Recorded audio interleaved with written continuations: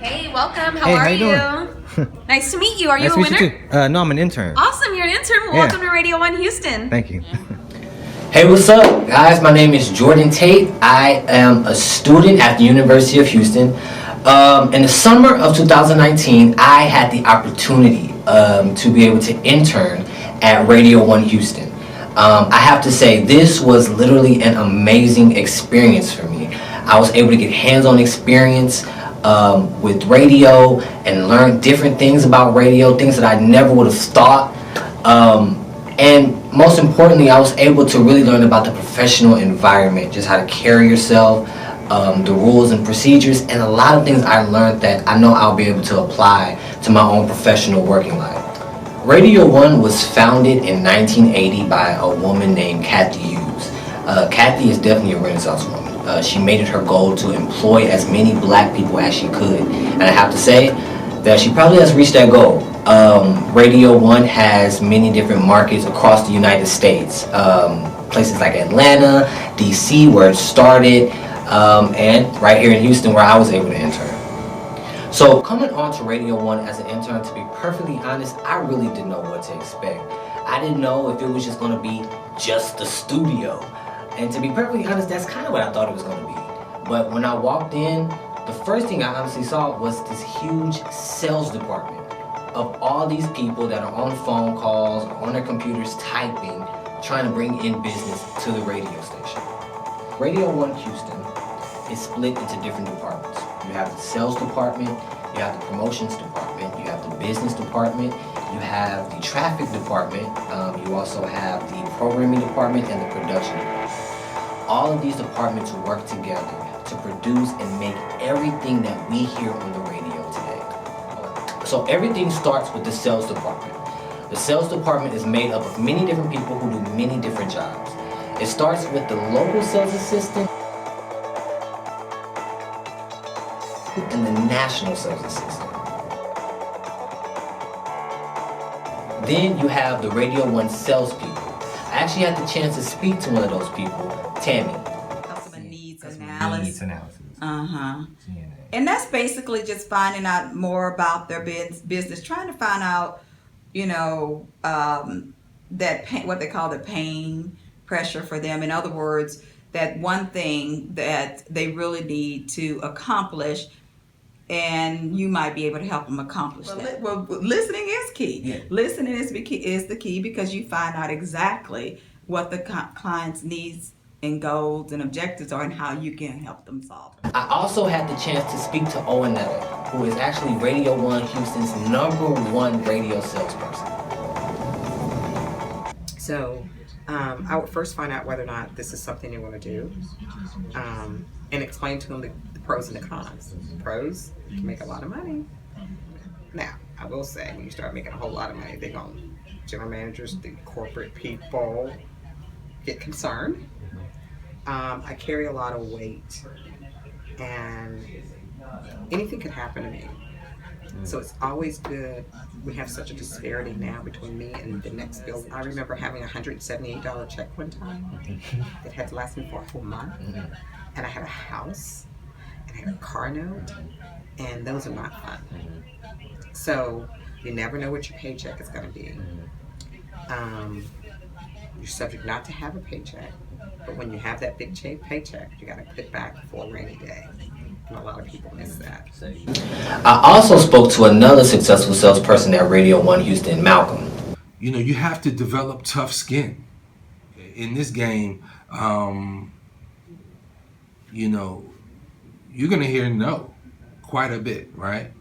And what you have to figure out in your mind is, how do you convince yourself that no doesn't mean no to you personally, but it just means maybe no to what it is you're selling.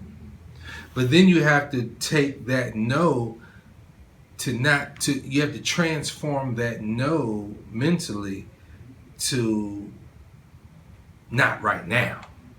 So just because I'm coming to you and I'm talking to you about buying advertising and you tell me no, I can't take it personal, but then I also have to look at it as, well, he just doesn't, the no just means not right now.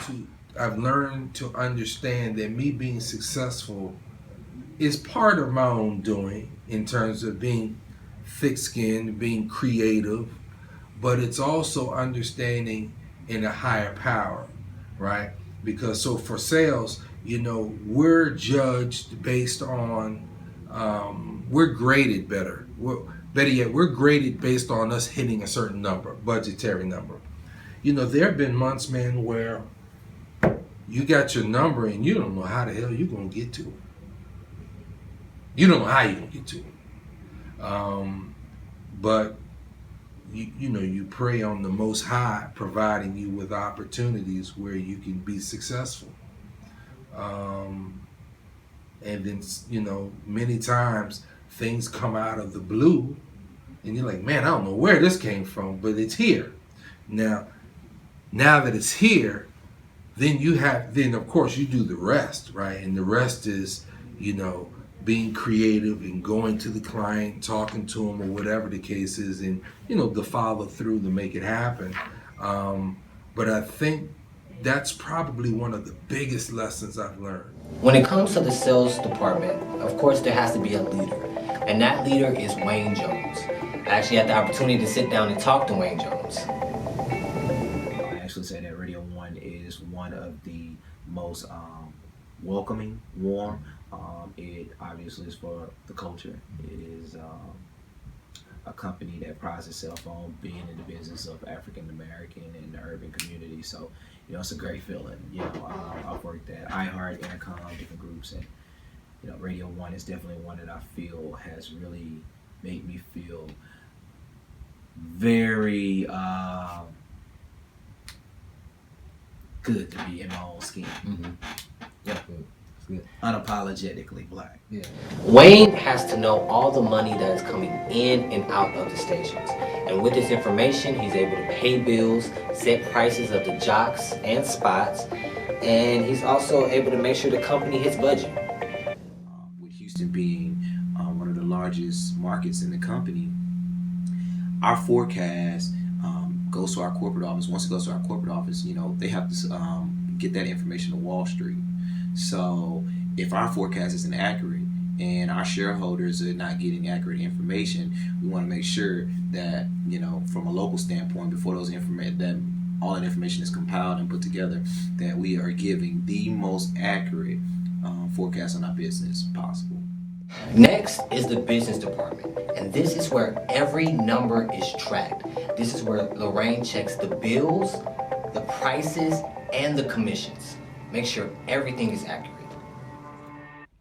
So the business department entails that all the orders that go in get input correctly. So when we get to the end of the month and we actually do our billing, all of our revenue is recorded correctly. So that affects how we book the revenue and how commissions are paid to the AEs. So attention to detail as soon as they enter the order is, paramount. Well, the importance of my job is revenue.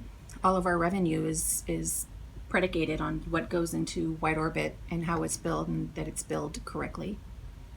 So basically every day a report is generated, which is like the billing on the books, the SOB report, and that helps the managers see how they're pacing throughout the calendar month so that it's pulling all of the information out of White Orbit. So it takes the contract, it breaks it out as to how it's going to bill, it drops it into those calendar columns, and it lets them know, well, for the month of July, we're pacing to do X amount of dollars in national, and this is where we are right now. So next is the traffic department. So this is where the actual spots, whether it's the commercials or music, are actually put on the log. This maximizes the revenue of the company. Jerry works alongside Tate, who is the continuity director, to make sure that the spots are actually given a specific number so they can be tracked. Then it goes to the production department where the spot is actually produced. Sometimes the client provides the script, and sometimes the salespeople actually have to get creative and write the script. I even saw BC call in one of the Radio 1 employees to come and actually voice a spot. When I was in the production department, I actually had the opportunity to record my own spot. Take a look. Plan your summer vacation on Galveston Island. Town District. Take back your family time and book your summer getaway at galveston.com. Hey, that was a lot more fun than I thought. I actually thought I was doing good. Of course, until Keisha Nicole came in there and put me to shame, but... If you've been rocking with Weezy before the block was hot, then hit us up and let us know which Wayne joint you want to hear. Or hit us on Facebook, IG, or Twitter at 927 The Block. Speaking of Keisha Nicole, I actually got to sit down with the programming department, which is what we all know. Radio 1 Houston has 3 stations, KBXX 97.9, K-Roy 92.1, and KMJQ 102.1. Because we're the only cluster I can say in this city that is really, really about the community. People say they're about the community, but they're really not in the trenches like that, and they're really not on the front line how we are. Like when Hurricane Harvey hit, we all spent it at the station for days to make sure that we were here reporting what was going on, where people can find shelter, where people can find water. So, I mean, we have a lot of similarities as a cluster, but this cluster is different than any other cluster in this market. Oh, Magic 102? Magic 102 is about family. It's about music from the 80s, 90s, 2000 and beyond. It's about community. It's about all things. It's about love. It's about spirituality. It's basically what Houston is all about. So Radio Now is our top 40 brand. We play all the hits, so everything that is on the charts right now. The top 5 songs on the charts are going to be rotated the most. So the songs you hear all the time, like Ed Sheeran and Justin Bieber's I Don't Care, Billie Eilish, Bad Guy, you're going to hear those more because that's what everyone wants to hear right now. They are the top songs of the day, the week, the month. Okay. So once those songs kind of rotate down, and we'll rotate them down as well and play them a little less. All 3 stations have the same goal: to gain listeners, to reach new listeners, and to inspire listeners. But they all have 3 different operations of reaching that goal. From what I saw, 97.9 and 102 seem to be a little bit more busier in the studio, with a lot of giveaways, contests, a lot of callers calling in. While 92.1 seemed to me a little bit more smoother in the studio, it's definitely a lot more busier outside of the studio. Man, Laura literally has to be very mindful of where she puts certain songs, what time, the certain day. There are even categories. So you have the sub-power, the power. She even has categories for songs that were #1 10 years ago that people still dance to when they hear today. Then there is the digital department. Now this is ran by Avery. This is where he's able to incorporate social media, YouTube videos, and merge it with the radio station in a creative way. And digital, like I said, is always growing, so you're never doing the same thing on a daily basis. You're always doing something different. Being attention to detail, bordering on anal. You have to think 4, 5, or 6 steps ahead of what you're doing currently. Just because digital is all about the now, but to get to the now, you'd have to plan 2 weeks prior to make whatever moment you're trying to create in the digital space feel like it's organic. So Radio 1 has a lot of different events to gain listeners. They have free concerts, free events for communities, and different things like that. This is under the promotions department, which is all ran by Jonathan Cook, who is the promotions director. One of my first experiences with one of the events was the Family Fit Fun Day. Jay Cook was literally the head of this event, was in charge. I was literally just watching him, and he was moving from point A to point B, doing every single thing to make sure that everything that was planned was going accordingly. But he was so busy and was getting pulled in so many different directions. But one thing I had to say was I appreciate about him was that he never forgot to check on his people. I remember, if I would walk past him, he would look at me and say, Jordan, you good? Was always making sure I was hydrated, was making sure that I had my meal ticket and everything. So I really appreciate that about him.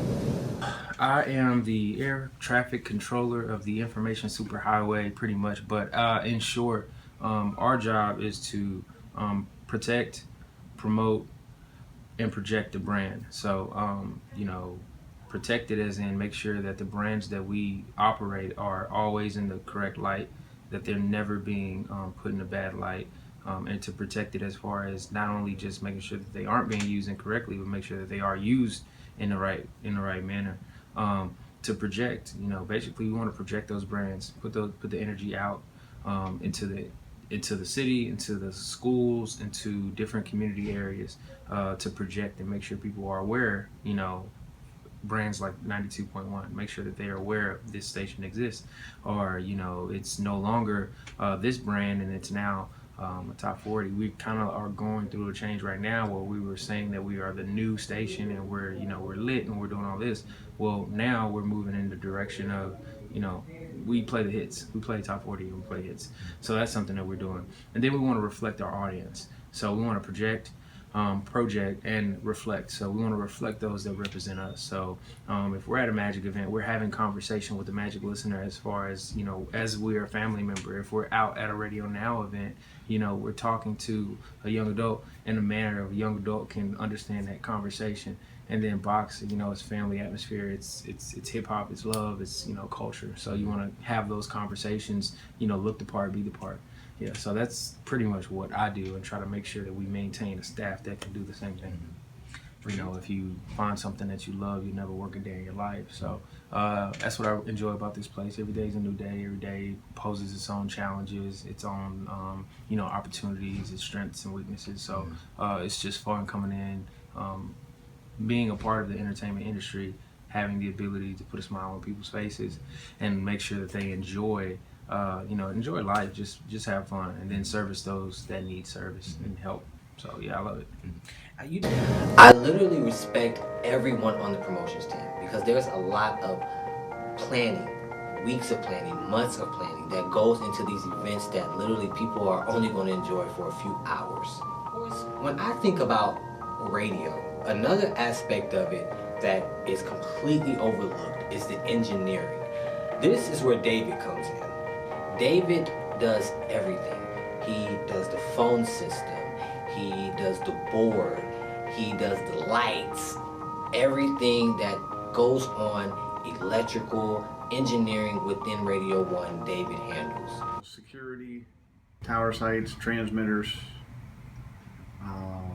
everything to do with studios, all the engineering equipment and the support to go along with that, all the automation, all the telephones, all the vehicle fleet maintenance, everything, all the capital expenditures for purchasing new equipment.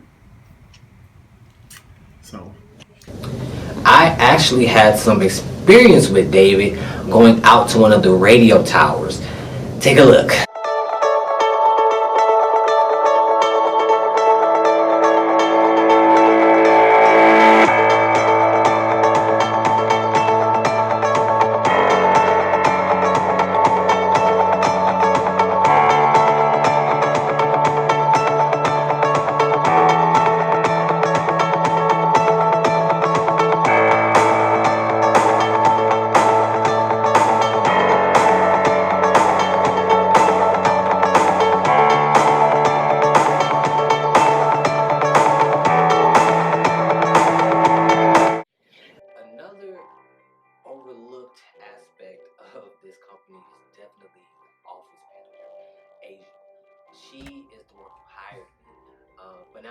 She's the one who makes the whole office just run smoothly. Make sure, things are paid for. There's a party. She's the one who coordinates everything. She's the one who kind of brings everybody together, makes everything run smoothly. When everybody's kind of frustrated, she's the one who kind of stays calm and just brings everything together. Definitely the one who's appreciated the most in the office. So when it comes, I handle the front desk receptionist, that's the first, impression, like the director of first impressions. I help manage and schedule things at the front desk. I'm also over the local sales assistants and national sales assistants. So whatever workload comes through them, I'll back them up, and I'll also help them with their day-to-day duties. I order office supplies, coffee supplies. I assist Pam with her scheduling when she goes out of town, when she goes on meetings, expense reports. I help with a lot of reports. I also assist Terry with her scheduling, Wayne as well when needed. I'm just that person, like, this is the position where wherever a gap needs to be filled, like, I'm that person. I'll come and make sure it gets handled. So always be learning, always be that person that is a sponge, whether it's a small task or a big task, be mindful, like be paying attention, always learning and figuring out, hey, how does that work or whatever, because every nugget that you walk away with is valuable to your growth in whatever it is that you do, so because I believe that that's how I've been able to stay at the radio station for 15 years. Like, I've never shunned anything. I worked from the front desk to now being an office manager. This is my first office manager role, and even now I'm just being a sponge and taking in all that I can, big and little ideas or whatever, that's what it is. So I've talked to you a lot about my experience with Radio 1 and just the different parts of it, but I cannot finish it without talking about the leader, the top dog, the pilot of the plane, the conductor of the train, Miss Pam McKay. Pam is the face of Radio 1. She's been in Radio 1 since 1991, and that's a long history, and it shows, Pam, one of the team members actually stressed to me that there have been a lot of leaders that have come and gone, but since Pam has been there seems to be a camaraderie among the employees that hasn't really been there for a while. And I have to say, I saw that myself. Pam, does different things, like she hosts breakfast, for the employees, and she has different exercises. She's really all about team building, and that's extremely important because work is where you really spend most of your time, and you have to like the people that you work with, and she really gets that. So I am essentially just like the head coach of the team. So I have, this whole organization is made up of several different parts of a team. Like there's offense and defense and special teams and all that. So it's the same thing like a football team, and I'm really more kind of like the head coach of that. So I build the team. I help set the strategy for the team. I make sure we protect the license, that's actually my most important job, is protecting the licenses of the radio stations. So that's essentially it rolled into a nutshell. I call myself the head babysitter. Okay. When I know I have done my job is when we hit our cash flow number. That is also my primary responsibility, is making sure that the profit level that's supposed to come out of this market, that we hit that number. So it's making sure that the revenue that we generate is where it should be, and if it's not, trying to offset the expenses so that at the end of the day, if we're supposed to, let's say an easy number for a month, we're supposed to bring in $7 million. At the end of that month, we brought in $7 million. All you're going to do is agree with what I say, then I don't need you. I can just make the decision, save the money, and move on, right? So I look for them to give me strategic input about what your department needs to best perform as it can for sales.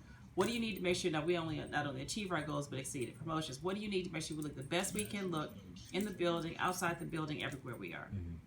And so that's why I tell them, I depend on you guys for the input. Yes, we can collectively make a decision at the end, and when necessary, I make a final decision, but I depend on your input. And my job really is I keep obstacles out of their way, right? I should make sure that if I keep hearing from the sales department, oh my God, every traffic is there, the orders never go in on time, then my job is to go find out why orders are not going in on time on traffic and keep obstacles out of their way so that they can get done what they need to get done. And so it is, like I said, it is important that whatever area you decide to go into, and that's whether it's here or any place, master whatever that is, right? And be like, no, and that's what I tell the salespeople. If you have mastered your product knowledge, and your product, you've studied it, you've listened to it, you're a student of it.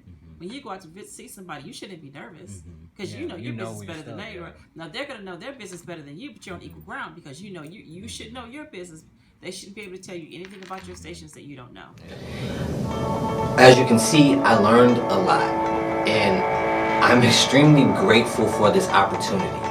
You know, I really learned a lot about work relationships, the work community, being in a professional environment. I met a lot of great people, and I received a lot of advice. You know, things that I can take on with me in my future. And from this, I'm very excited to apply what I've learned.